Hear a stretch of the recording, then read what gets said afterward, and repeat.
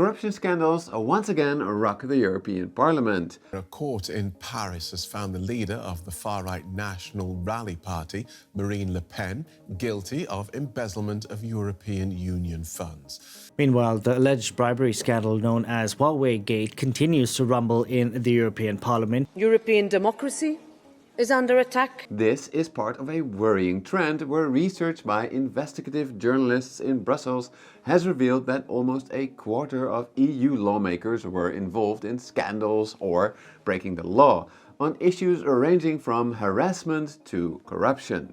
So, does this mean that EU democracy is on the same path as the US, where 80% of Americans now believe that politicians serve their donors first rather than the people in their districts? Or could it be that actually some low-level corruption by a minority of its 720 parliament members is really not such a big deal in today's turbulent world?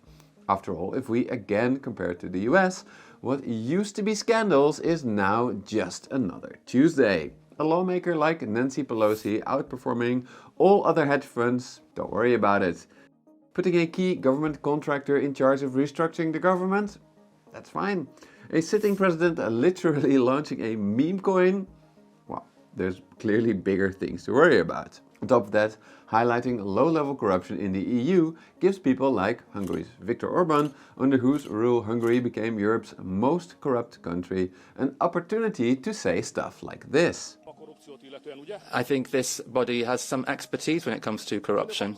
Meaning that the EU cannot credibly criticize Hungary, even though the level of ground corruption is on a completely different scale. So even if this is morally absolutely wrong, could it actually be that the correct decision for Europeans is, paradoxically, to focus less on small-scale EU corruption to ensure the public remains interested in large-scale corruption and conflicts of interests like the ones on the scale we see in Hungary and increasingly in the United States? To answer that question, as always on this channel, I've done a deep dive into the scientific literature, how corruption undermines democracy, and, crucially, the other way around. But first, I set out to uncover how bad the problem really is. In other words, is the EU actually getting more corrupt and undemocratic? To answer this question, though, I think that as an academically trained researcher, I should be honest about my limitations. I may read a lot of research reports and papers, but I don't walk around Brussels speaking truth to power every day. This is where Follow the Money EU comes in, one of the very few journalistic watchdogs focused on the European Union itself. They have essentially uncovered two very worrying trends about the European Union. The first is increased corruption scandals at the European Parliament, and the second is increased secrecy at the European Commission, especially under Ursula von der Leyen, when she became president of the EU Commission. So let's first talk about increased corruption in the European Parliament. Although, of course, it could be that the Parliament was always this corrupt, but that now more scandals are uncovered thanks to better policing. In any case, the worrying trend of increased corruption scandals started in 2022 with what came to be known as Qatargate. In this scandalous episode, high-ranking members of the parliament, including one of its vice presidents, allegedly took hundreds of thousands of euros from the Moroccan and Qatari governments to represent their interests. Then, just 2 years after promising better ethical controls, the parliament was again shook by a similar case where several members were allegedly paid considerable sums to speak favorably about Chinese telecom giant Huawei. This scandal came to be known as Huawei Gate. And finally, now we have what we could call Marine Le Pen Gate, where far-right French politician Marine Le Pen was convicted for misusing parliament money to fund activities for her own French party. But in this case, things got even more shady, as Follow the Money research has shown that this practice, for which Le Pen got convicted, was actually very widespread. In fact, hold on. Perhaps it makes more sense for Lise Witteman, Deputy Editor-in-Chief at Follow the Money Brussels, to explain this herself. Lise, bedankt voor je hulp. Ben je klaar voor? Kom maar op. So Lise, Follow the Money has reported that this practice of siphoning off EU Parliament money is actually very widespread, but not everyone gets into trouble for it. How does it work? That's quite a painful issue, because what we've seen is that over the last couple of years, actually really more than 100 members of the European Parliament have been misspending money meant to pay European Parliament assistance. And only a few of them get actually sent through to the prosecutors to be dealt with. And what we've noticed is that mostly members of the European Parliament who are part of far-right parties are being, those cases are being sent to prosecutors, while others may just get to hear, just pay the money back and things will be fine. So obviously the European Parliament hasn't admitted this, but as we compare the numbers and the cases we've seen, we worry that there is really sometimes a political system behind this. And this is especially worrisome because I don't think that Le Pen shouldn't have been convicted. She did have this fraud case, but I do think everybody should be treated the same. And this fuels obviously into the narrative of the populists and into the mistrust of citizens into the European Union. Which brings us to the second worrying trend, which is increased secrecy under Commission President Ursula von der Leyen. For example, there's the Pfizergate scandal where von der Leyen made a deal to buy vaccines at the height of the pandemic, I believe. But whereas usually the conditions of these types of deals would become public knowledge, at some point Lisa's colleague Alexander is still being stonewalled for the details. When Alexander Fanta, one of Follow the Money's colleagues, or when the European prosecutor or the European Court of Auditors or other journalists, everyone who required after those messages, nobody has seen them up until now. So in that sense, we can't hold von der Leyen accountable for it, which is one of the basics of a democracy, that you can that you are able to question the people in power. Very worrying indeed. And where I thought it was particularly interesting is that they used the fact that the deal was made by text message to say, look, there's no official document that you can obtain because it was a text message.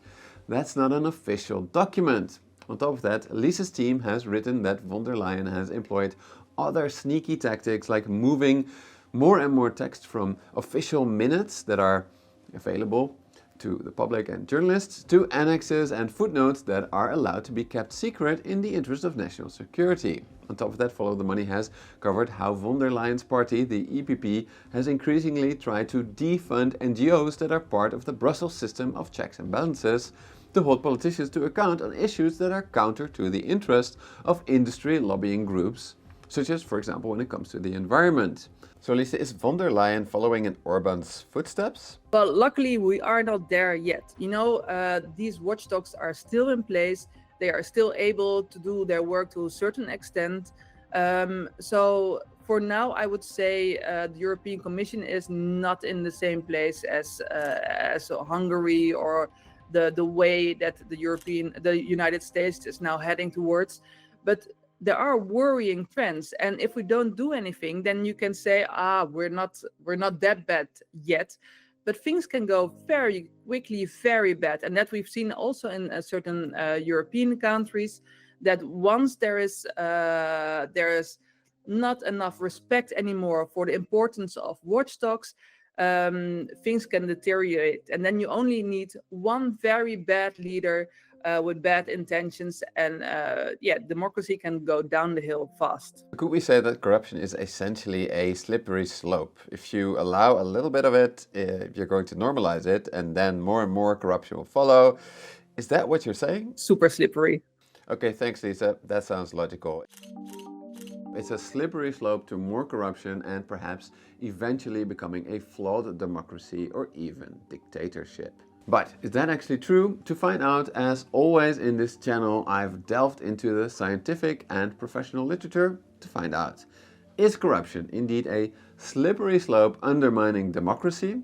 Where this graph makes one thing very clear. The most democratic nations, according to the Economist's Democracy Index, are also the least corrupt, according to the Corruption Perception Index from Transparency International. Interestingly, there's one flawed democracy that is really not corrupt at all. This is Singapore. Also note that some autocratic regimes are really not that corrupt. But overall the trend seems really clear. But I'm emphasizing seems really clear, because this graph, I think, represents exactly one of the biggest misconceptions in social sciences, which is correlation is not causation. That is, while the correlation seems really clear, also in more extensive studies, I have to say, we simply do not know if becoming more autocratic causes corruption, or if corruption actually is a slippery slope that makes democracies become more and more autocratic.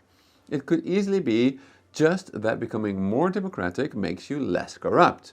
For example, as you can see here, many studies tend to find that there is a nonlinear relationship between corruption and democracy, where autocratic regimes that just became democratic tend to be more corrupt than purely autocratic regimes that have always been autocratic. For example, have a look at this red line, which could show that very autocratic countries get more corrupt as they become more democratic, only to become less corrupt as they then become better democracies over time. And this was for Africa. Now, that relationship seems to suggest that actually democratic strength reduces corruption, at least in its final form. But again, correlation is not causation. We do not know exactly which causes what, but we do know that democracy and corruption are related. We also know from journalists from countries that recently became both more autocratic and corrupt that they describe the process as a slippery slope. For example, recently various journalists from countries ranging from Russia to Turkey recently advised in the Financial Times that if there is no effective pushback, would-be authoritarians will go further and faster.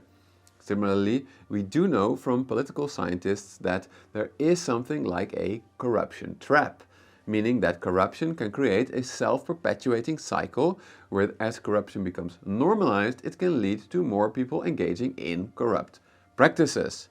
So overall, I'd say that there is a lot of evidence out there that corruption and increased anti-democratic behavior, like von der Leyen's secrecy, can be a very slippery slope indeed. To make matters even worse, professional literature mentions that paradoxically perceived high corruption can provide a platform for authoritarian leaders that then promise to fight that very corruption, only then to be even more corrupt themselves when they get into office.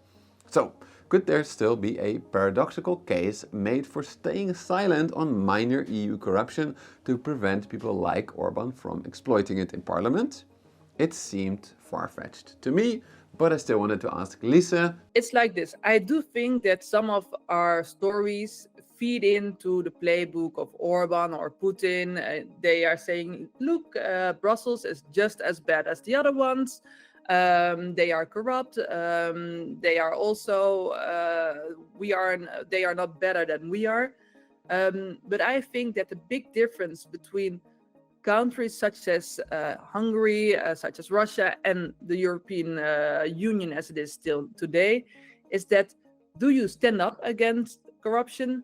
Do you send people to prison who are fraudulent, who are corrupt, or do you let it go? And you see that indeed in Hungary, for instance, the prosecutor is a watchdog on a leash.